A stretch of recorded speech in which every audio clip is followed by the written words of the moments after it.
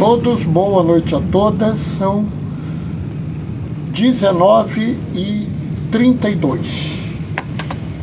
Vamos nos lembrar: se o pobre não tem, Deus não permanece. Bernardo, se coisa está estranha aí, tem algo errado. O meu computador hoje não ligou. Na verdade, ele não ligou ontem, né? E como ele não ligou, eu estou improvisando, estou aqui no notebook de mozinho. E aí o ring light está lá naquele canto e não dava para pôr o ring light aqui. Então eu estou em casa, mas é um outro pedaço do quarto, né? Oi, Gracinha, boa noite, paz e bem, né? Então estamos nós aí nas nossas atividades, muita atividade. Hoje eu e Mozinho estivemos no Jardim Gramacho, em Duque de Caxias, né? E já fui fazer também celebração da palavra na capela de Nossa Senhora Aparecida. Amanhã eu tenho celebração da palavra na capela de Santo Antônio, né? Então estamos nós, como eu estava dizendo, eu vou fazer a reflexão aqui no computador de Mozinho, porque o meu computador deu problema, tá? Então eu vou pedir que vocês deem um desconto, porque eu não estou no meu ambiente normal, né? Bernardo, quando é que você vai consertar isso? Só Deus sabe, porque amanhã é um dia enrolado, né? Aí já viu? Segunda-feira também é um dia enrolado. Terça-feira talvez não seja enrolado. Então vocês veem que a coisa vai começar a melhorar na terça-feira. Então provavelmente na quarta-feira eu vou ter de volta o computador, mas eu não garanto nada, tá? Eu ia fazer uma imagem com um post bonito e tal, mas eu acho que não vai dar para fazer. Por quê? Porque eu tô com essa confusão do computador. Tá? Mas a gente vai fazer as lives, vai fazer tudo direitinho. Amanhã eu também vou ter que improvisar, mas um dia de cada vez, né? Bom, deixa eu ver se eu descubro que horas são. Ah, tem horas aqui. Tá. Temos menos de um minuto para começar a live, né? Essa semana, que eu saiba, não vai ter nada que me impeça de fazer lives segunda, terça, quarta e quinta.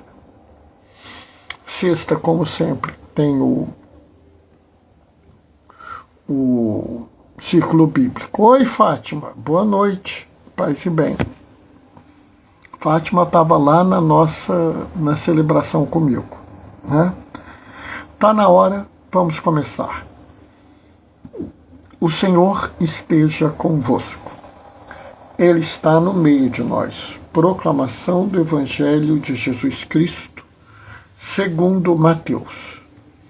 Naquele tempo, Jesus foi à região da Cesareia de Filipe.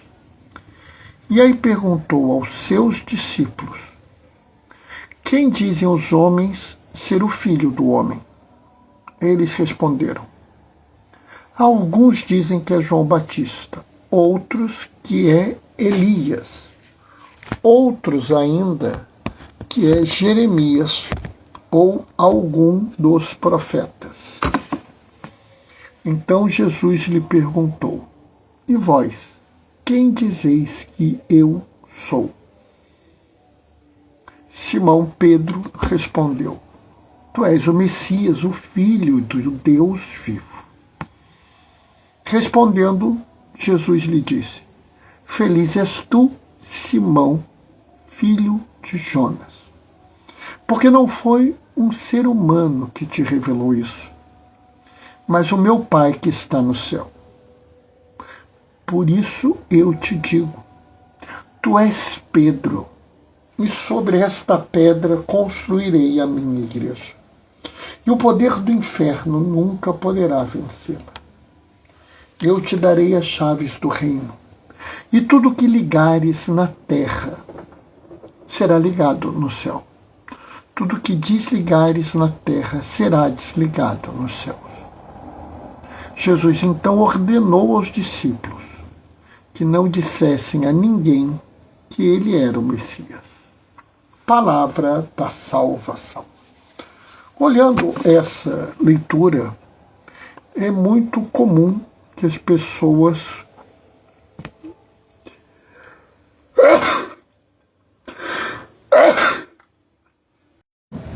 com Pedro e, portanto, com o Papa, pelo menos para nós católicos.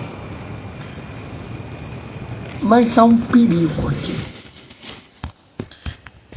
que é a questão da autoridade. E assim, eu lamento muito esse perigo, porque eu a tenho na segunda leitura. Mas a má compreensão da autoridade na igreja, ela não tem a ver com uma má compreensão de Deus. Ela tem a ver com uma forma de pensar das pessoas. Os homens olharam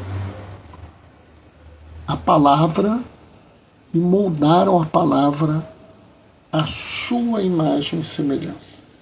Ou seja, em vez de se moldar a imagem e semelhança de Deus, em vez de se moldar a imagem daquela palavra que chegou a eles, eles mudaram a compreensão da palavra para atender o que eles querem, o que eles desejam.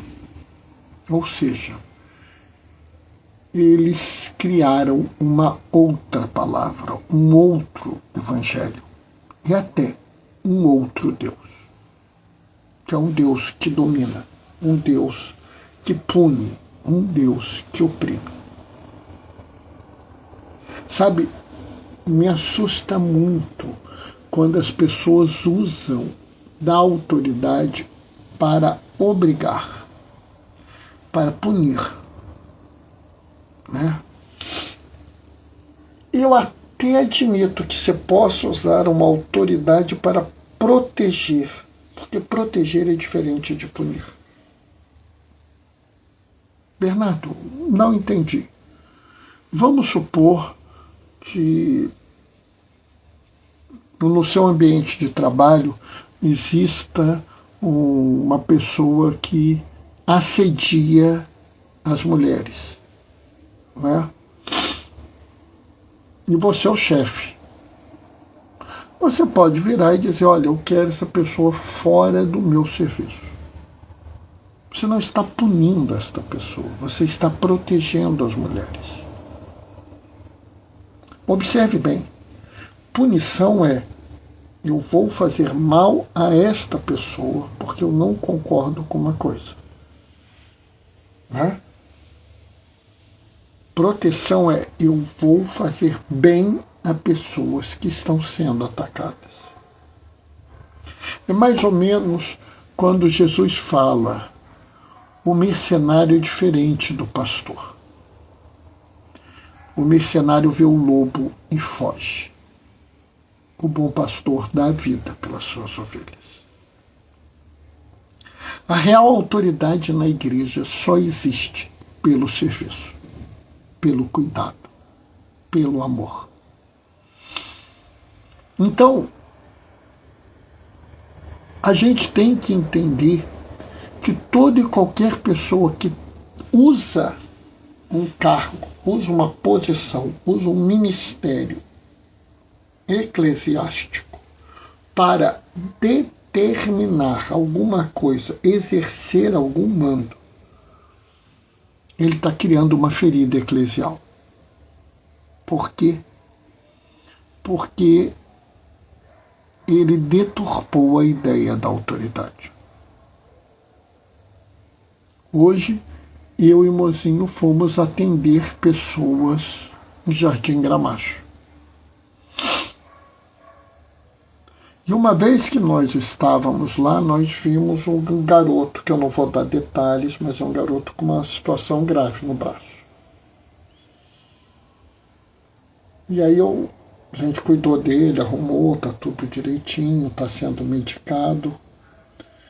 E eu virava assim, para o pessoal que estava carregando as coisas, pessoas que não estavam diretamente atendendo, e eu virava e falava assim: você viu o que você fez hoje? Não, diácono, o que eu fiz hoje? Você salvou o braço daquele menino. Não, quem salvou foram vocês que cuidaram dele, mas sem você a gente não fazia isso. Porque se a gente não der a ideia para as pessoas que a igreja é um único povo, nós deturpamos a igreja. E aí, ela não é diferente de uma organização qualquer. E a autoridade passa a ser uma manifestação de poder e serve para oprimir. Isso é mais ou menos o que aconteceu na primeira leitura, onde o profeta Isaías anuncia que Deus se manifesta. E através da manifestação de Deus, o rei demite o administrador e coloca no lugar do administrador o filho de um servo para cuidar do povo, porque ele trata o povo como um pai, alguém que cuida, que protege, que ama. Né? É muito interessante na minha cabeça a ideia que você troca o administrador pelo filho do servo. Por quê? Porque você troca aquele que vive numa realidade de um status social, de um conhecimento, por um filho de empregado, por alguém que está baixo na cadeia social. Isso nos mostra o quê? Que a autoridade não tem a ver com posição social. Que aquele que vai agir no mundo não precisa ser economicamente grande, politicamente grande. Ele precisa se comprometer com cuidar. É necessário que nós sejamos comprometidos com o cuidado. E aí a gente chega num ponto que é chave. E aqui eu estou fazendo um trocadilho. O ponto-chave é o poder das chaves. Porque muitos não entenderam isso. Eu te darei o reino, as chaves do reino dos céus, Pedro, como foi dado ao filho do servo as chaves de Jerusalém.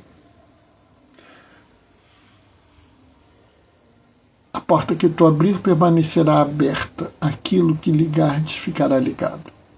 A porta que fechar permanecerá fechada, aquilo que desligardes ficará desligado. Será desligado. O que desligardes na terra será desligado no céu. Olhando isso, a gente talvez não tenha observado. E eu mostrei esse raciocínio. E eu tenho certeza que todo mundo cai nesse raciocínio. Quando você pensa, tudo que ligardes na terra ficará ligado no céu, tudo que desligardes na terra ficará desligado no céu. Se você é um católico como eu, você vai pensar na confissão, né? E eu acho que é um bom exemplo do poder das chaves. O sacramento da reconciliação é um bom exemplo do poder das chaves. Porque o poder das chaves não é para aquele que tem o poder das chaves. O poder das chaves, ele não existe para aquele que o exerce. Ele existe para aquele que o recebe. Entendam o que eu vou dizer. O padre pode perdoar todos os pecados. Ele pode perdoar o pecado de toda e qualquer pessoa. Ah, você respondeu sim, né? Mas a resposta é não. Ele não pode perdoar os pecados de toda e qualquer pessoa. Porque o padre não pode perdoar o seu pecado. O padre não pode dar a unção dos enfermos a si mesmo. É interessante isso. Porque estes sacramentos, que são talvez a maior expressão do poder das chaves, não podem ser dados pelo próprio ministro. E eu vou dar a mim mesmo a unção dos enfermos. Não, padre, o senhor não pode fazer isso. Porque o poder das chaves deve ser exercido por outra pessoa para o teu benefício. Portanto, o poder das chaves existe para cuidar do povo. O poder das chaves existe para servir o povo. O poder das chaves serve para cuidar do povo.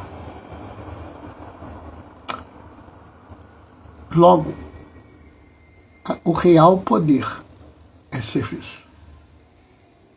A real autoridade é serviço. A manifestação real do poder é o perdão. A manifestação real da autoridade não é a opressão, não é o domínio, é o serviço. E a manifestação real de Deus no mundo é a libertação. É a libertação dos fracos, dos oprimidos, é o cuidado aos marginalizados, aos ameaçados. É ir além, é libertar o mundo de toda a opressão e de todo o erro e de todo o mal. Mas começamos aonde é mais grave. Começaremos aonde há guerra, aonde há fome, aonde há indignidade e desespero, aonde a pobreza dói, aonde a perseguição aos povos originários, aos pretos, às mulheres, à comunidade LGBT ameaça a vida.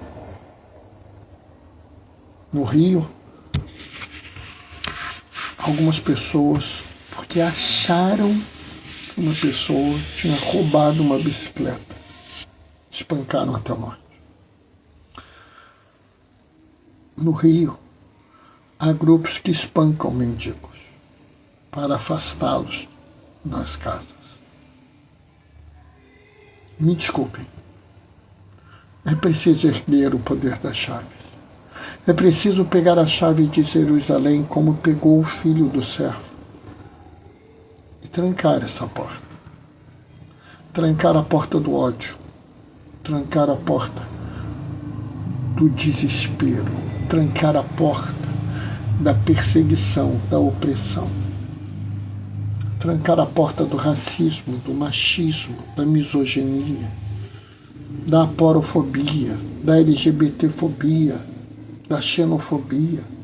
É preciso trancar essas portas e abrir as portas da sociedade, do trabalho e das igrejas, para que todas as populações marginalizadas sejam acolhidas e protegidas.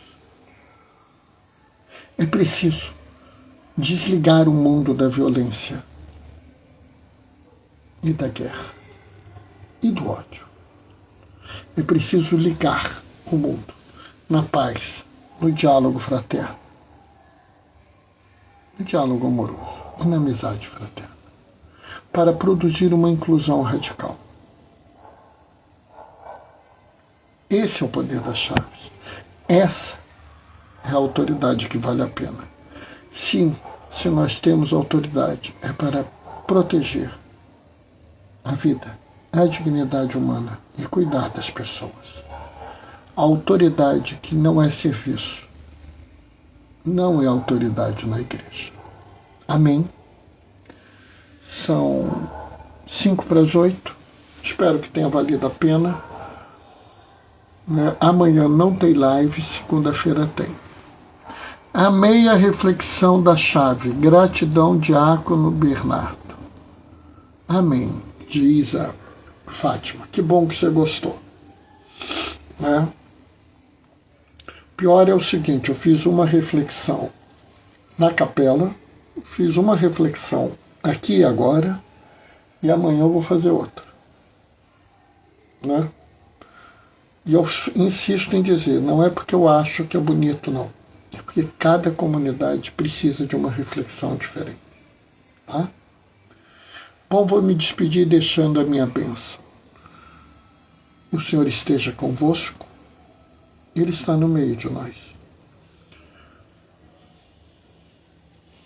Por intercessão de Damião de Molokai, desça sobre vós e permaneça para sempre a bênção do Deus Todo-Poderoso no amor, aquele que é Pai, Filho e Espírito Santo. Segunda-feira a gente se vê. Até lá. Beijos e bênçãos. Tchau, tchau, pessoal.